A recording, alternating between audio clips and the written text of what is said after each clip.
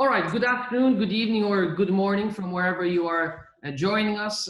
Thank you for joining us for what is now our 27th episode of our online speaker series. And today, UNA Poland is very honored and very privileged to host the permanent representative of Sweden to the United Nations. Ambassador, welcome, and thank you for accepting our invitation. Thank you very much for having me. I'm looking forward to this conversation. In 2020, the United Nations is celebrating its 75th birthday, and I wanted to get us started off to talk a little bit about your role as one of the co-facilitators of the process of accepting the UN 75 declaration. Together with the permanent representative of the state of Qatar, you were facilitating this process, and I was just wondering if you could tell us a little bit about how this all came about and, in your opinion, what the role of dialogue, diplomacy is here and how relevant is that in that particular process? Well, thank you very much. And I'm happy to reconnect to this process that took almost 7 months of my time during the spring and beginning of the summer. And as you said, I did it together with my dear colleague, Ambassador Ala Al-Thani from Qatar. And I mean, we had a mandate where we were to produce a declaration, a draft political declaration that would be substantive, concise, unifying, and would strengthen the multilateralism. And all of these different parts were challenging, I would say. Substantive because we know that there are some issues when we speak about the UN at 75 and the future that are contested and where member states take different positions. Concise because there is a tradition within the United Nations to repeat agreed language and to add on things so everyone will find their own favorite subjects reflected in declarations. And then unifying, and of course it's not a secret to anyone now that there is the environment that we are living in now makes it difficult to reach consensus in some issues. So we had to sort of deal with this and see how much could we push and still have a consensus around the text. And you talked about dialogue. One of the most challenging things that we had was that we did this in the midst of the COVID-19, which meant that we would have all the meetings, from the big meetings, the big consultation meetings with several hundred participants, to the small, more confident discussions with separate individual member states. We all had to do that virtually. But we decided that we would have a short document, that we would focus on substance and the challenges, that we would not use traditional UN language. And we also really kept control over the text and the document. And we were a very small team of Ambassador Ali and myself and our two collaborators. I think the strength of this process was that we were transparent, and we had lots of meetings, from these large consultation meetings to meeting with regional groups, with other groups, with individual member states. And that we listened and that we based our text also on proposals coming in from member states. So the last thing I wanted to say here is that I think this process really shows that member states can achieve results when they come together. And I think we were also, this shows also the strength of the UN. I think we were helped by the fact that there were many member states who wanted a strong text, that this text is to be adopted by our leaders, and that there was also a will to have a text that could be read from the outside as well. And the very last thing I want to say here is that we were also very helped by the President of the General Assembly, especially towards the end when it became a bit difficult. Thank you. I do want to follow up a little bit on that. And I think one of the things that you mentioned in the sense that the language here, the aim was that it is more accessible. So it's not the typical UN or sort of bureaucratic language, if you like, but rather that it's more accessible to the wider public. And I think that is also the changes that we see going on at the UN, and it's something that's very important. It's been underlined several times when we speak of the general UN 75 celebrations. I do wanted to now ask you a bit about indeed the substance of the declaration. And in your eyes, what would you say would be, I don't know, the 2 or 3 most significant or most crucial concrete aspects of this declaration? I think the first and most important one is that this is a strong call for multilateralism, and that was not a given when we started, and that we put the people at the center. So following up on the first sentence of the UN Charter, we the peoples. I think secondly that it's very clear in the commitments, and it states that we do have the tools. There is a strong commitment to the Agenda 2030. Now we need to use them, and we are calling for the political will, or the leaders are actually saying that they will use their political will to implement the declaration. And maybe the third thing is that it's very strong in substance. It puts the human rights on the top as part of the Leave No One Behind.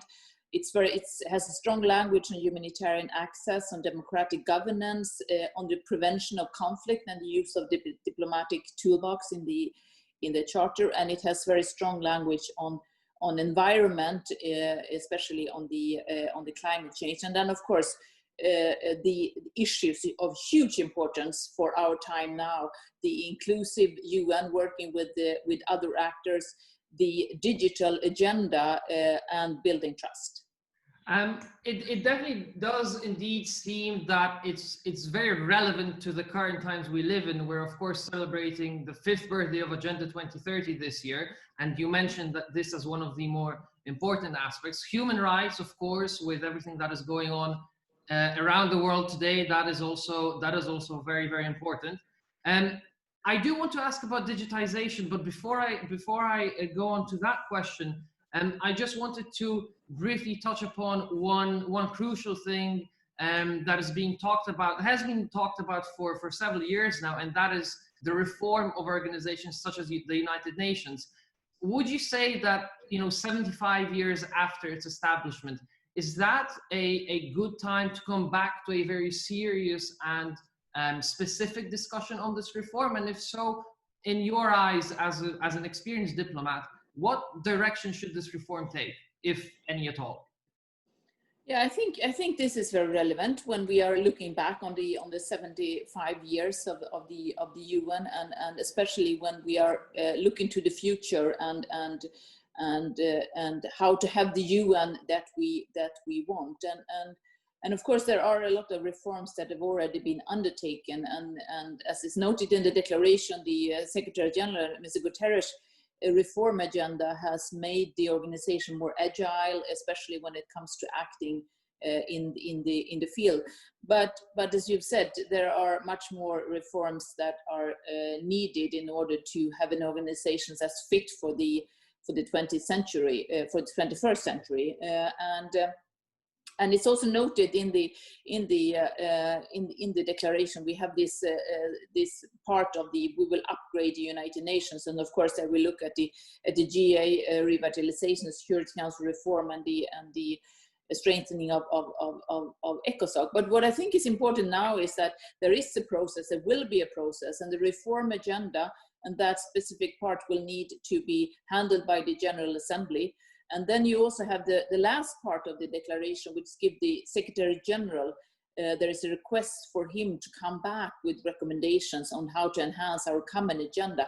So I would say that the 75th the General Assembly will be very, very important when it comes to the reform of the UN.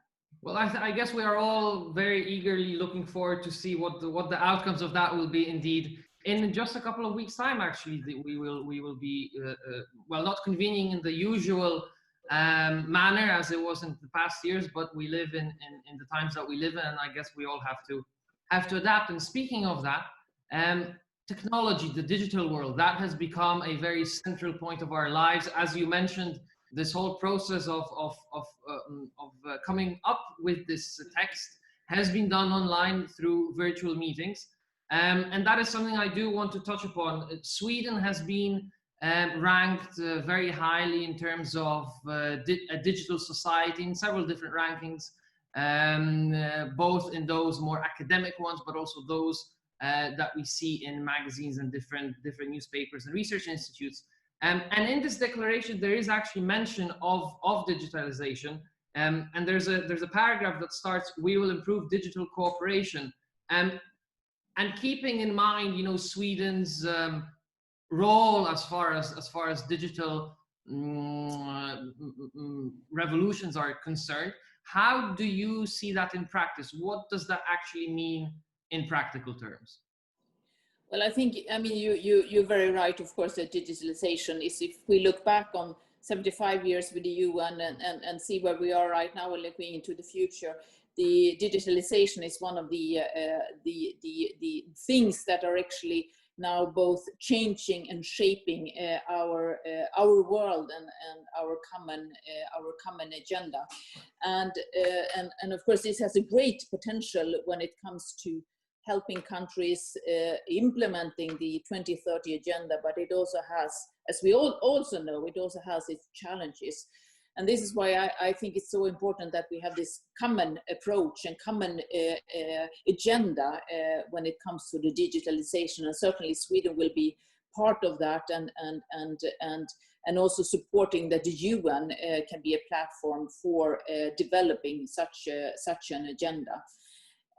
And I just wanted to add here as well that, I mean, we have seen during the COVID-19 has really shown the inequalities within and between countries. And I live in New York, and I've seen, for example, that looking at the schools that closed, totally closed here in New York from mid-March, and hopefully will open in some hybrid form now, how many children, the majority actually of children, could not actually access their classes just because they didn't have the digital platforms to do that, while the kids that were better off could do that. And of course that shows the inequality, and therefore it's so important that we have an aim and an objective of the equal and affordable access to the digital platforms that also is in the text of the